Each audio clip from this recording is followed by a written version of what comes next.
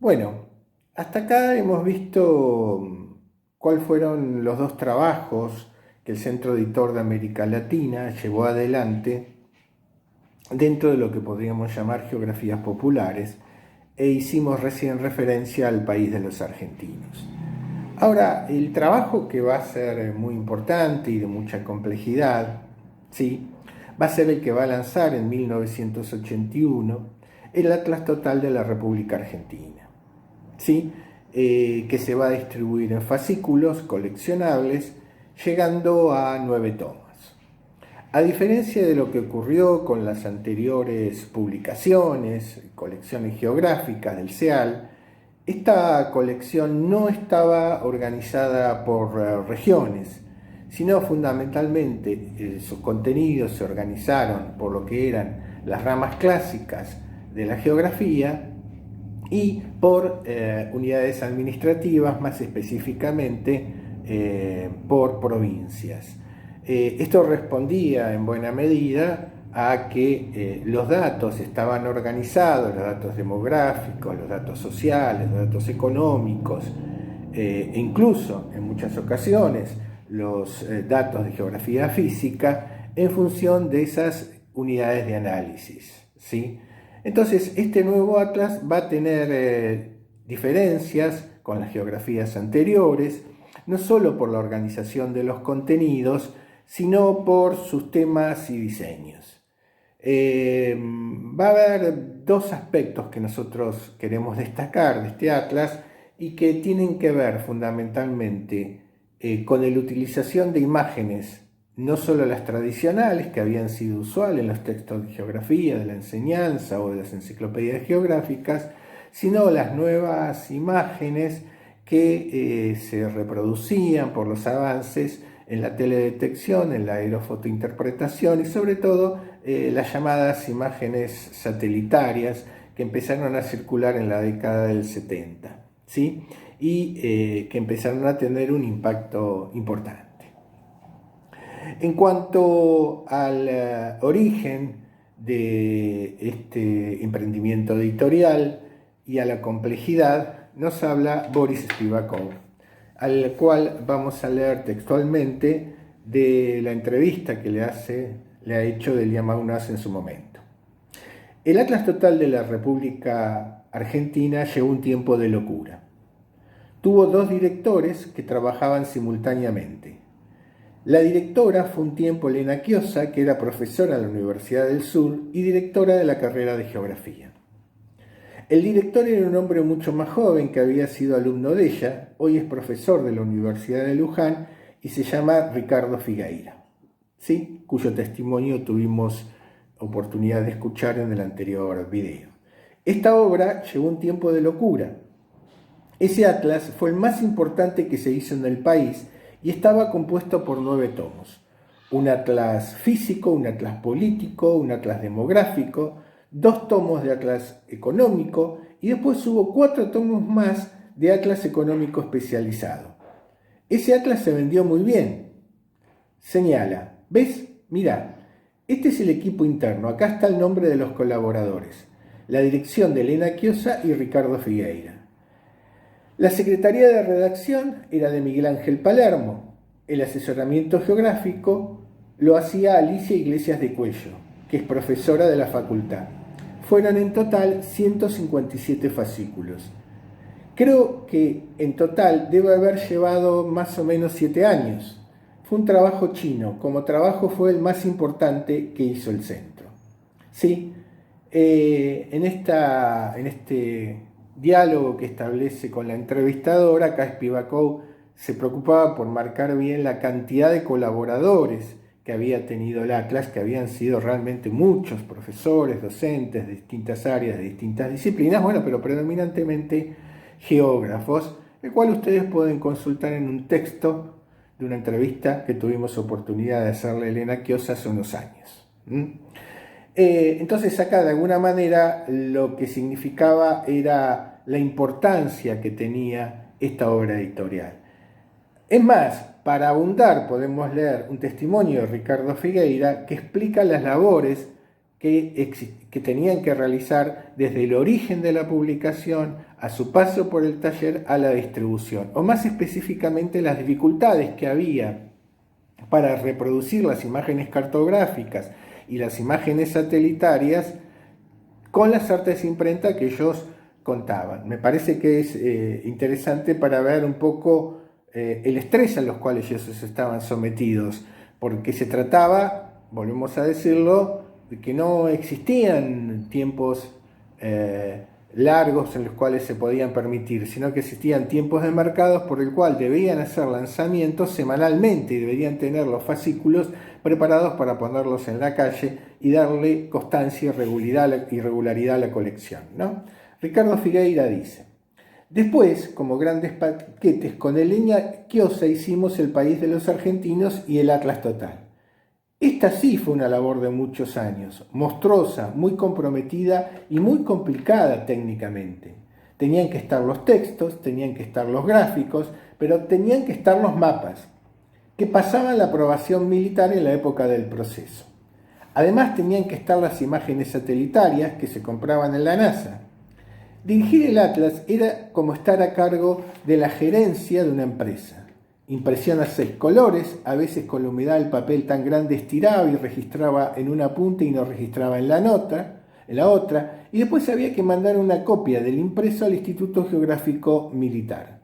Teníamos una persona que iba a las entradas en máquina y juntaba, especialmente, pliegos sueltos para estar seguros de que con la muestra estaba bien. Un fuera de registro podría significar que un límite se corriera medio milímetro y que una localidad de La Rioja quedara en Catamarca. Estábamos siempre asustados porque no sabíamos por dónde iba a saltar error y cuál iba a ser la reacción del IGM.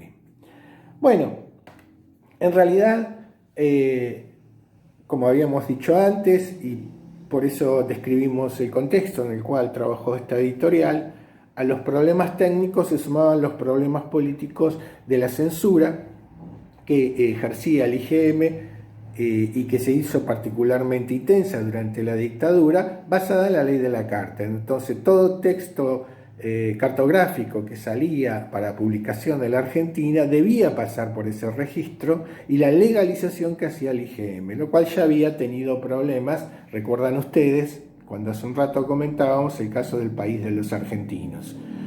Entonces, en situaciones turbulentas, lograron poner en la calle esta obra, ¿no? Realmente la obra fue muy interesante, la obra tuvo un éxito de mercado impresionante para la época, según algunos datos que nos indica Gociol o Reborati en una reseña bibliográfica, ¿sí? Se habla de que los primeros ejemplares llegaron a tener una tirada de 45.000 unidades, ¿sí?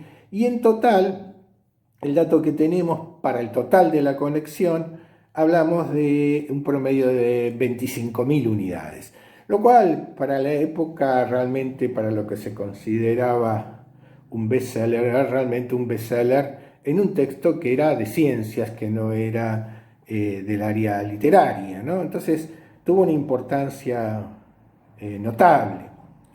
Hay algo que hay que decir, en algunos casos se ha cuestionado, los mismos autores, cuando uno dialoga con ellos, el registro de divulgación que tenían en cuanto a textos e imágenes. En cuanto a los textos, uno puede decir que son un poco más técnicos, quizás un poco más formales, no dejan de ser textos amenos para aquellos que lo hemos leído por gusto, siendo estudiantes, que lo hemos utilizado en nuestra carrera. Y en cuanto a las imágenes, sí hubo una innovación que fue muy interesante, porque no se abandona del todo las imágenes estereotipadas, las imágenes costumbristas, la que podía sacar un turista fotógrafo o ver uno en una postal, pero surgen alternativamente, copando el texto y sobre todo las tapas, las imágenes satelitarias, ¿sí? Que después, bueno, nos vamos a referir con mayor propiedad a esas imágenes. Pero fundamentalmente lo que ocurría era que esas imágenes no reproducían, entre comillas, los colores del espectro visible por el ojo humano. Los colores venían cambiados, o sea, no había una coherencia entre los colores que uno había observado en la cartografía tradicional, en los textos escolares o en las fotografías, con los colores que reproducían las imágenes satelitarias, ¿no? Esas imágenes satelitarias, que eran del satélite Landsat, que había sido lanzado en 1972, trabajaban o eran procesadas, mejor dicho, como falso color compuesto, lo que permitía reconocer bandas diferentes y los accidentes físicos y las obras culturales se reproducían en colores diferentes. Entonces ahí no había esa cercanía sensorial que podía tener el ojo humano con la fotografía que estaba en ese momento más desarrollada en lo que podía ser los aparatos domésticos. Eso tiene una doble lectura. Por un lado, generó una dificultad de reconocimiento, al lector se le requería un mayor esfuerzo, ¿sí? Ya no era como antes, que uno rápidamente iba a reconocer si había viajado y si había visto las postales, la región patagónica o los oasis cuyanos o las viñas de Cuyo o los grandes monumentos urbanos de Rosario, de Buenos Aires, de Mar del Plata, que habían generosamente distribuido la publicidad turística, sino que en este caso se requería un esfuerzo mayor al lector, ¿sí? Porque debía, con un código especial, ayudado por lectores especializados, por geógrafos, desentrañar qué había en el espacio, ¿sí? En función de esas fotografías y de croquis que se incluían en tapa y contratapa, ¿sí? En la contratapa, en anverso y reverso. Los colores verdaderos, entre comillas, de alguna manera, estaban ausentes. ¿Cómo es que pasó esto realmente? ¿Cómo es que de alguna manera se empezó a incluir este tema? La historia de lo visual en la geografía es muy importante y uno la puede remontar a los primeros daguerrotipos de las obras geográficas en el siglo XIX y a los desarrollos posteriores que tuvieron en muchos casos como contexto histórico la Primera y Segunda Guerra Mundial y la fotografía aérea, que se produjo con fines estratégicos militares, ¿sí? Sobre todo uno ve que ahí se desarrolló mucho esa tecnología por razones militares durante la guerra. De todas maneras, esas fotografías aéreas pudieron ser utilizadas con fines prospectivos o topográficos o de evaluación de recursos o estudios de planificación a posteriori, ¿no? Y nosotros hicimos referencia y mostramos a la pasada una fotografía del Atlas Aerofotogramétrico de la Suma de Geografía, ¿sí? Y después hicimos referencia al Diatlas, que también utilizaba lo que eran los paisajes tradicionales de las regiones, pero también la fotografía aérea. Ahora, en este caso tiene mucho que ver la formación de uno de sus directores, de su directora, Elena Chiosa, que en la década del 70 ya tuvo oportunidad de ser representante, específicamente en el 77, en el primer simposio de sensores remotos que se hace en Bolivia, auspiciado por la NASA y por el Servicio Geológico de los Estados Unidos, en donde empieza a alguna manera distribuirse entre científicos y entre docentes también los resultados de lo que eran las imágenes que recogía el satélite Landsat.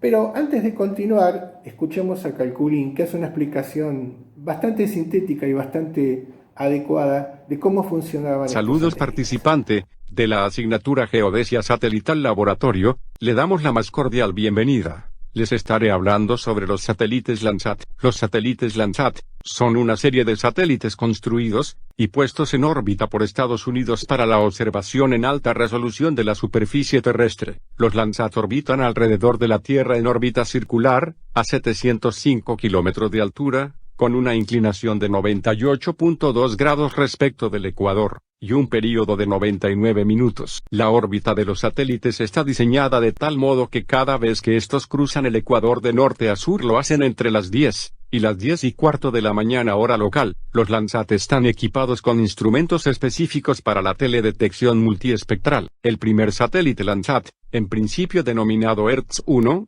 fue lanzado el 23 de julio de 1972.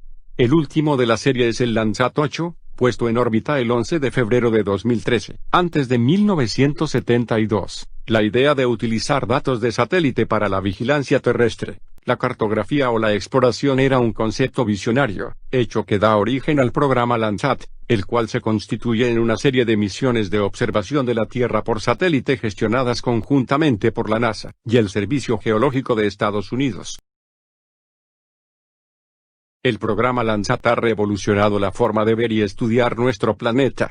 Esta serie de datos, que se inició en 1972, es la más larga de la historia, y continúa registrando los cambios en la superficie terrestre desde el espacio. Landsat ha sido el único sistema de satélite diseñado y operado para observar repetidas veces la cubierta de la Tierra con una resolución moderada. De manera general, cada píxel en su imagen tiene un tamaño con el que se podría cubrir un campo de béisbol. En la actualidad el programa se encuentra en su octava versión denominada Landsat Data Continuity Mission. Es el octavo satélite de observación de la serie Landsat, y continuará el legado de archivo de los anteriores satélites, convirtiéndose de esta manera en el futuro de los satélites de observación de la Tierra, elaborado por el gestor de agrimensura Joeri Rodríguez. Bueno, entonces los satélites Landsat, que son lanzados en el año 72, bueno, como vimos, lo que hacían era un relevamiento de la superficie terrestre de manera periódica, y los fines eran cartográficos. En muchos casos permitía complementar o superar los que eran los relevamientos en el campo topográficos, y al ser pasadas periódicas se podían de alguna manera auditar la evolución de ciertos fenómenos naturales como cauces hídricos o desplazamientos de tierras, o evaluación de algunos recursos naturales o incluso recursos económicos. O sea, los fines eran también cartográficos. Estas imágenes Landsat se adquirían fundamentalmente a la NASA, se compraban, había una estación acá en Mar Chiquita, cerca de la ciudad de Mar del Plata, que bajaba esas imágenes para procesarlas, como decíamos, en fase color compuesto, que era disonante con el color común en el cual normalmente se procesaban esas imágenes, o también podían procesarse en lo que se llamaba colores verdaderos, entre comillas, verdaderos, ¿no? Pero también hay que decir una cosa, si bien acá hay un testimonio de Kiosa con respecto a la recepción de las imágenes que abre ciertas cuestiones, ¿no? Ella dice acá: en el Atlas introdujimos la novedad de poner en las tapas imágenes satelitales. Ahora pueden bajarse por internet y todo parece muy sencillo, pero entonces teníamos que comprarlas a la NASA o pedirlas en la estación satelital que Argentina instaló en Mar Chiquita, simultáneamente con la aparición de los primeros fascículos. La repercusión en los niveles profesionales más especializados fue enorme, pero desgraciadamente nosotros no pensamos suficientemente bien que el público más general no sabía leer las imágenes. No todos los lectores entendieron de qué se trataba. Habíamos pensado que era una forma de llevar el territorio al aula y que los profesores de la escuela secundaria usarían el Atlas. Pero no fue así. En cambio, sacaron provecho de estas imágenes los técnicos y profesionales. Tenía nivel universitario y de hecho se usó en las facultades. Un poco en coincidencia, Ricardo Figueira cuenta cómo el editor tomó este atlas, ¿no? Boris Spivakov. Dice: al principio Boris leía todas las colecciones. No solo leía, sino que ponía comas. Él tenía un particular concepto del uso de la coma. De hecho, sabía muchísimo castellano y agregaba necesariamente alguna alusión a que el texto estaba mal escrito. Después dejó de leer tanto. Y en el Atlas largó totalmente. Me dijo: no me lo mandes más porque no lo entiendo. Se hizo el ofendido. Esto es demasiado, ustedes están publicando para un nivel que no se entiende. Pero bueno, se vendía bien y tenía muy buena prensa, por lo menos en el ambiente académico. Comenzaron vendiéndose unos 45.000 ejemplares por semana. Un poco lo que planteábamos de las primeras ventas de las primeras semanas, ¿no? Ahora, hay algunas cuestiones que uno podría decir. Las imágenes podían ser disonantes porque no coincidían con las imágenes más vulgares que manejaba la gente, que manejábamos todos, pero a la vez eran muy intrigantes en el sentido de que uno podría ir descifrando con el código adecuado y con la ayuda del intérprete qué es lo que estaban viendo esas imágenes. Claro, Elena Chiosa decía que los geólogos le decían, bueno, pero ahí no se ve lo que ustedes dicen que se ve. Claro, efectivamente, si uno lee los análisis microrregionales que hay en esas imágenes, evidentemente están ayudados por otras fuentes de información. La imagen no lo es todo. Efectivamente, en este caso, la imagen no lo es todo. Y yo diría que ayudaba mucho como ilustración y como posibilidad de venta. ¿Por qué? Todos recordamos, quienes seguimos la colección, que era ir al kiosco y por su tamaño y por el tipo de colores que se utilizaban, uno se acercaba a ver y distinguía dentro de las otras revistas populares. Lo que estaba viendo era un cuadro geométrico abstracto. ¿Sí? Entonces lo que intrigaba de alguna manera, ¿qué era esa porción de la Tierra que el satélite había tomado? ¿Sí? Mucho más interesante para los que éramos estudiantes era tratar de descifrar esta nueva tecnología que era muy prometedora. Entonces yo diría que había una ventaja comercial en tener una tapa de esas características. Es muy difícil no recordar, sobre todo, recuerdo yo algunas de ellas, como lo que era la ciudad de Mar del Plata o lo que era la imagen satelital del curso medio del Río Negro, u otras tantas imágenes. Entonces lo que había sido un esfuerzo, se le pedía un esfuerzo más al lector, de alguna manera, pero con una trampilla, que era en realidad lo que hacían de manera didáctica los geógrafos, era enseñarle lo que decía el espacio, y el gancho era la imagen. Pero la imagen de por sí sola no hablaba, había que decodificarla y a la vez había que referir a otras fuentes tradicionales que utilizaban los geógrafos para hacer una lectura y desciframiento del territorio, ¿sí? Ahora, la imagen era muy atractiva y tenía esas condiciones, que no tenía la posibilidad de reconocimiento directo a través de las imágenes o paisajes regionales, pero sí ese planteo de intriga que uno podía ver en esas imágenes, ¿no? De alguna manera. Decíamos que esta introducción de esta innovación, de alguna manera, tuvo que ver con la formación de Elena Chiosa y también con su formación en temas ambientales, porque decíamos que lo otro que tuvo mucho peso en este atlas fue el énfasis ambiental, a punto tal que yo diría que se organizó de alguna manera para como corolario, terminar en lo que se denominaba por entonces regiones ambientales. Vamos a ver que de alguna forma lo que tiene peso acá es el vuelo que empezaron a tomar los temas ambientales a partir de la Declaración de Estocolmo de 1972 y de esa convocatoria que el Atlas de alguna manera recoge. ¿Sí? Esto es bastante importante a tener en cuenta. Decíamos que otro de los aspectos que interesaron al Atlas Total de la República Argentina, aparte del uso de las fotografías satelitarias y la manera como didácticamente las trabajó e ilustró los tomos, fue la cuestión ambiental. En cierta manera, por primera vez se plantea la construcción de regiones ambientales en la Argentina. Decíamos que el Atlas se había organizado por lo que podían ser las ramas clásicas de la geografía, por el estudio por unidades administrativas basándose en las provincias, pero avanzó sobre otros, en cada uno de sus capítulos, otras investigaciones que coordinaron con las regiones ambientales. Es importante un poco tomar el testimonio de Chiosa porque ella tuvo bastante que ver con este tema y reconstruir el contexto histórico de qué estado se encontraba el tema ambiental en el mundo y en la Argentina antes de específicamente referirnos al Atlas.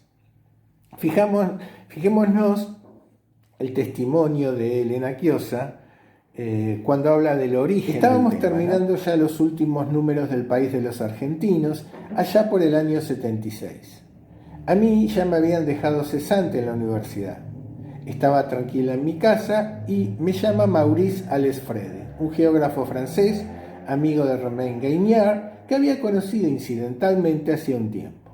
Me dice que él estaba como funcionario de Naciones Unidas en un proyecto con la Secretaría de Ambiente Humano y Recursos Naturales que dirigía Yolanda Ortiz. Con el golpe de Estado de 1976, la Secretaría había sido disuelta y le impidieron a Yolanda, durante 5 años, la entrada a cualquier oficina pública. Perdón. Se había quedado sin contraparte y tenía que hacer el diagnóstico ambiental de la República Argentina. Tanto insistió que le dije que sí. Trabajé con él de junio a diciembre para hacer el diagnóstico ambiental de la República Argentina. En ese diagnóstico, que se hacía realmente de la manera más actualizada que podía hacerse, se usaba la información del país que se encontraba en su etapa final. Bueno, el diagnóstico al cual se refiere Elena Chiosa se publicó finalmente por la Subsecretaría de Ordenamiento Ambiental en 1979. Lamentablemente yo no pude, lo rastreé, pero no pude acceder a leer y solo lo conozco por referencias, pero respondía en buena medida este diagnóstico ambiental a un programa de regionalización ambiental que se desarrolló en la subsecretaría entre el año 76 y 77, por el cual Elena Chiosa había sido nombrada directora para desarrollarlo. Hay que conocer un poco el contexto en el cual se nombran estos actores, ¿no? Yolanda Ortiz era la secretaria durante el periodo del gobierno de Perón, del 73 al 75, de Recursos Naturales y Ambiente Humano, ¿sí? Que era una secretaría que se había creado en ese momento y que era un poco pionera como entidad burocrática dentro del organigrama del Ministerio de Economía. Ella era una licenciada en química que había trabajado en salud y higiene laboral y que había hecho un posgrado en Francia relativo a estos temas, y donde en sus estudios había tomado un poco conciencia de los procesos de deterioro natural que se estaban generando en el mundo. Era un berretín de Perón el tema ambiental, ¿sí?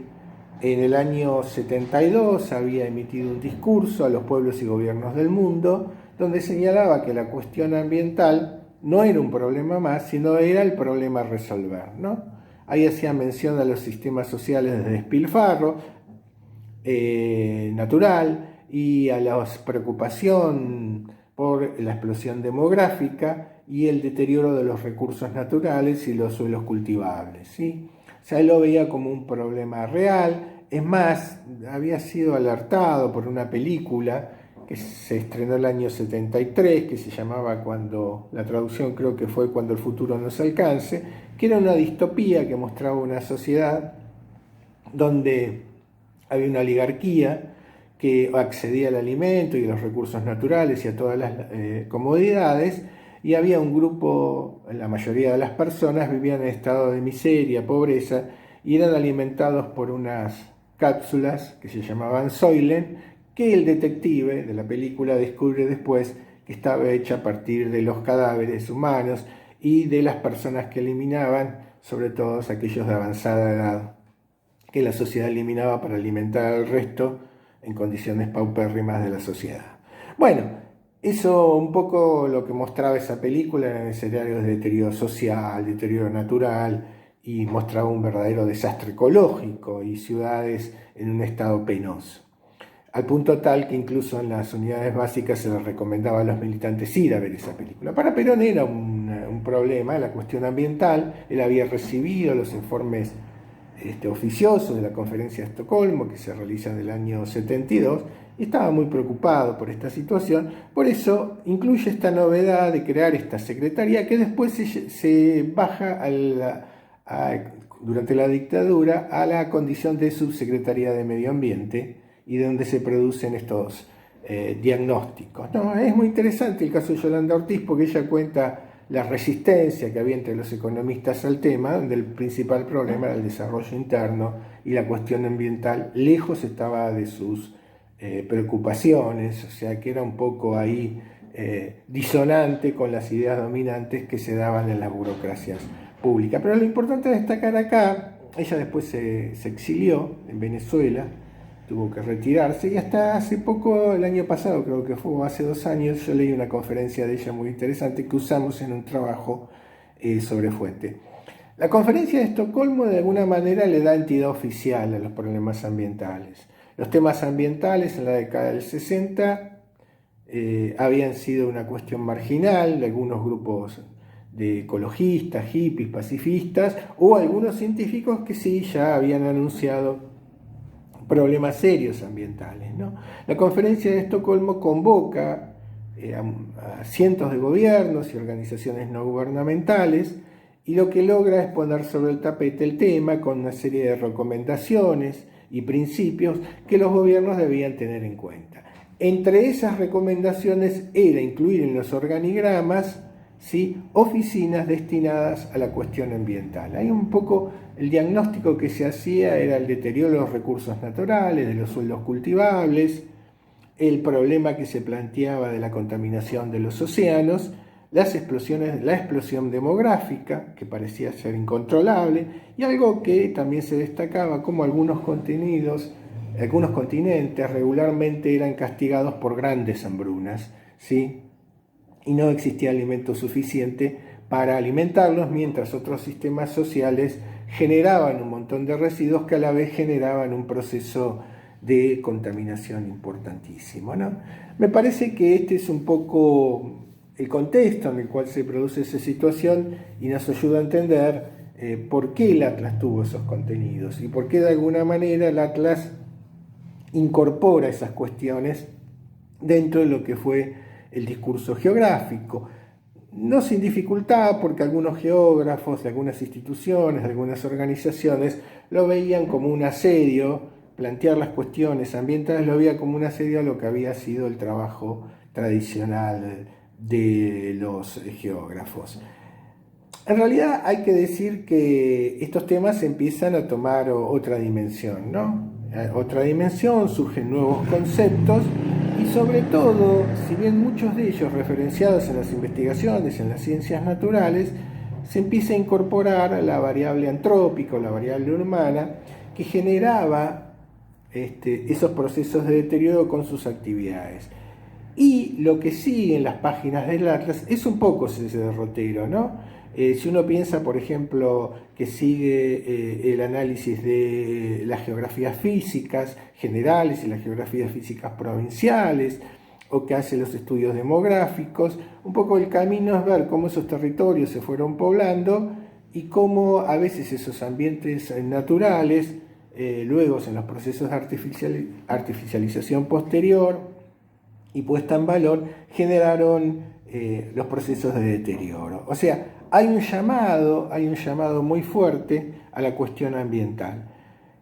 Algunos autores como Verónica Holman han visto que hay una contradicción entre las imágenes cartográficas y el texto, en el sentido de decir, bueno, las imágenes parecen alarmar sobre la cuestión ambiental, las imágenes cartográficas, pero el texto parece seguir tomando partido por el desarrollismo, y parece haber una contradicción o disonancia entre estas ilustraciones y el discurso textual. Sin embargo, quizás lo que los autores en su momento controlaron de su discurso era plantear la cuestión ambiental, pero no en contraposición al desarrollo, ¿no? Porque incluso entre las recomendaciones de la Conferencia de Estocolmo resalta una que es muy importante, uno de los principios, que dice que las políticas ambientales no deben atentar contra el desarrollo. Y esto se llegó a un consenso entre los cuales había representado en ese año 72, 113 países, ¿no? Entonces parece existir esa condición, ¿no? Incluso hasta uno podría decir, según el grado de desarrollo, vale la pena a veces generar ciertos sacrificios en los ambientes naturales, ¿no? Alicia Iglesias de Cuello y Martínez en otro trabajo rescatan las regiones ambientales del Atlas. Fundamentalmente hay que recordar que Alicia Iglesias de Cuello fue la asesora geográfica del Atlas y la que tuvo un peso muy importante, sobre todo en los tomos de geografía física, ¿no? Y lo que dicen con respecto a la enunciación de regiones ambientales es que tuvieron primero un sentido de anticipación, ¿sí? Y segundo, que los criterios estaban bien explícitos. Sentidos de anticipación porque esa regionalización respondió bastante rápidamente a lo que eran los enunciados ambientales que se empezaron a desarrollar durante toda la década del 70 y los principios ambientales sobre la necesidad de prestarle atención a esta cuestión. Por eso la necesidad de plantear, como vamos a ver cómo se llegaron a plantear, las regiones ambientales en la Argentina, en el cual volvemos a repetir esos diagnósticos ambientales de los cuales había participado Elena Chiosa, fueron muy importantes. Y segundo, que descatan las dos autoras, Iglesias de Cuello y Martínez, es que los criterios estaban bien explícitos. Ocurría que había sido un debate en muchas ocasiones, los criterios de regionalización de la Argentina, pero a veces los criterios habían sido un tanto intuitivos o parecían tener información incompleta o parecían un dibujo que no estaba del todo justificado. Lo que las autoras estas lo que van a destacar es que ahí los criterios están bien demarcados, que se han utilizado para caracterizar cada una de estas unidades con sus particularidades. ¿Y por qué era importante hacer esto? Porque también se suponía que estas regiones eran básicas para generar políticas ambientales, saber a dónde apuntar, saber qué aspectos atacar, saber cómo armar los organismos de planificación para solucionar esos problemas, ¿sí? Entonces, hay por parte de las autoras, al evaluar el Atlas, dicen un sentido de anticipación y criterios bien explícitos. En el Atlas se utiliza un concepto que después, bueno, lógicamente hasta el día de hoy es utilizado y que tiene que ver también con las recomendaciones de la Conferencia de Estocolmo, que es el concepto de bioma, por el cual había un programa internacional que lanza las Naciones Unidas para estudio de los biomas mundiales, ¿no? El concepto de bioma está relacionado con unidades que tienen ciertas particularidades climáticas, de flora y de fauna, ¿sí? Y fundamentalmente podríamos agregar, según los autores, con ciertas características geológicas o geomorfológicas.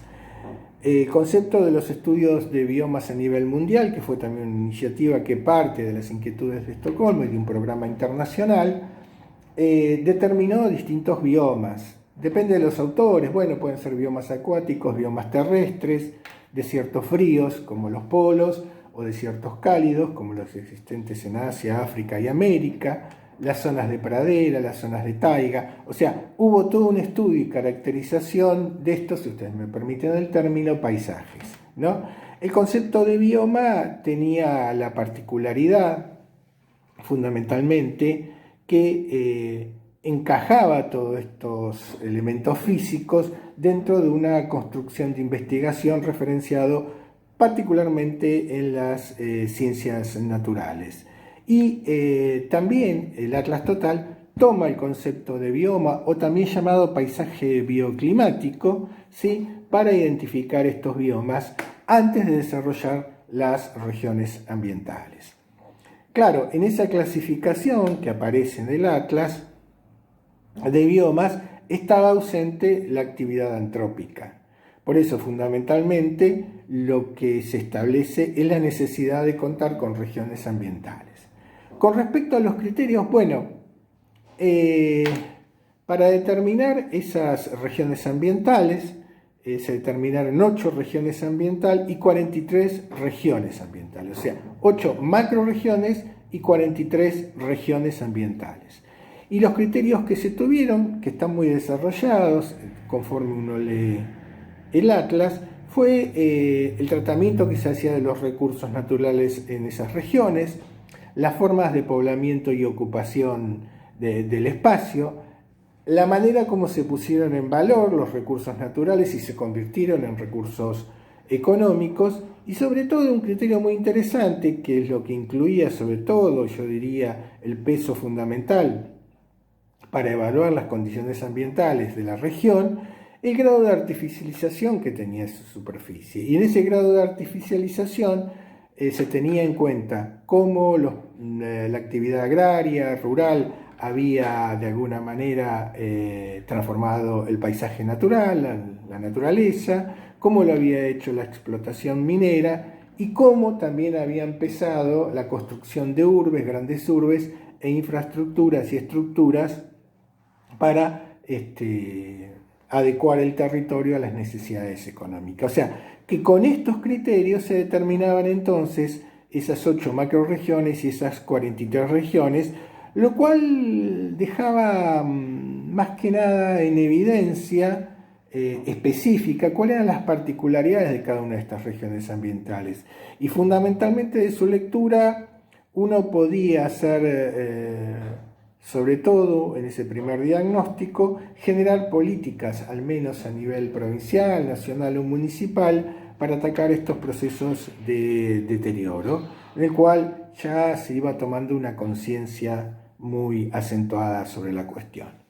Bueno, yo en esos dos temas fueron anticipatorios, me refiero al estudio de las imágenes satelitarias y a las regiones ambientales, el Atlas, y lo que es importante destacar también, que las imágenes, si bien exigían un esfuerzo del lector, no eran tan ajenas en realidad cuando se empezó a distribuir el Atlas.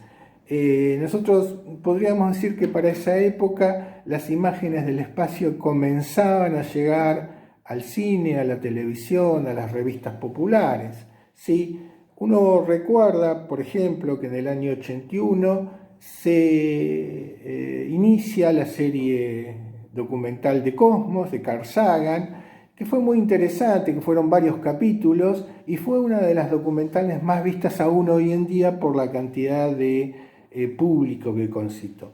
En esa documental, que mostraba de manera muy interesante el origen del universo, el espacio, con imágenes generosas de la Tierra y de fotografías espaciales, este tipo de imágenes, incluso satelitales, concitaban la atención del público, ¿sí? Es más, se difundió mucho esa imagen que habían tomado los astronautas a 18.000 millas del Apolo 17, que se llamó la canica azul, que fue una imagen que estuvo publicitariamente muy explotada, incluso que era el principio de programas para niños o que aparecían en las revistas de todo tipo, y que sigue siendo, a pesar de los avances tecnológicos, una de las imágenes más vistas. Era una imagen tomada de 18.000 millas de la Tierra, en donde la Tierra aparecía con colores transparentes, con colores que semejaban una canica. En ese sentido, la serie Cosmos fue muy importante. Después, en el año 90, vuelve a ser una miniserie Carl Sagan, y hay una parte que nosotros vamos a reproducir al final de este video, donde muestra con un cierto sentido filosófico o de vida las necesidades ambientales y ecológicas que el mundo tiene y que hay que preservar. Bueno, con esto estaríamos terminando fundamentalmente haciendo una breve síntesis de cada una de las geografías populares que en su momento editó el Centro Editor de América Latina y que tuvieron distintas características, ¿sí? Desde aquella de Mi País, Tu País, al País de los Argentinos, a esta última que hemos visto del Atlas Total. Ciertamente habría mucho más que decir sobre estas obras, ¿sí? Quizás queda muy pendiente la cuestión de la recepción. En general los autores estaban convencidos de que el Atlas no había sido muy utilizado en el sistema escolar por los profesores. Yo tengo mis dudas al respecto. Y que sí había sido utilizado mucho por profesionales o expertos de planificación. Lo cual es muy interesante porque lo mismo había pasado con El país de los argentinos. Una obra que está pensada en términos populares, en términos enciclopédicos para un gran público, es utilizada por expertos en su labor profesional cuando hacían asesorías territoriales o participaban en los primeros planes o estudios para instalar algún tipo de infraestructura en alguna región. O sea, que tuvo una utilización diferente en ese sentido, bastante diferente. Sí. Bueno, con esto estaríamos terminando la serie de geografías populares.